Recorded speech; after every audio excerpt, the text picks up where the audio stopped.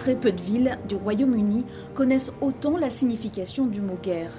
Voilà les mots écrits par Sir Denis Daly, maire de la ville, en 1944. Et pour cause, siège de la Royal Navy, Portsmouth fut une cible privilégiée des raids aériens allemands pendant la Blitzkrieg à partir de 1941. Elle fut aussi un port très actif dans la préparation logistique du jour J.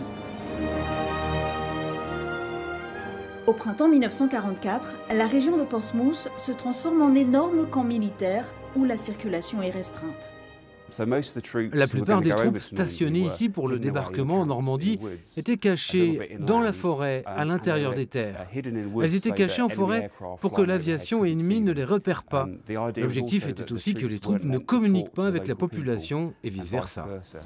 À 8 km au nord de la ville, le village de Sowick est réquisitionné par le commandement suprême des forces alliées.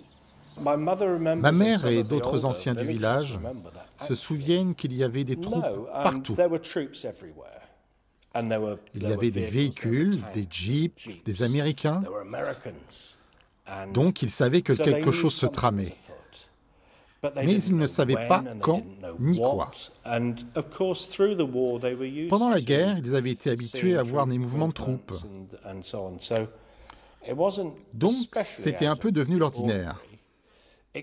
Sauf quand ils ont vu Montgomery et Churchill et Eisenhower traverser le village en voiture.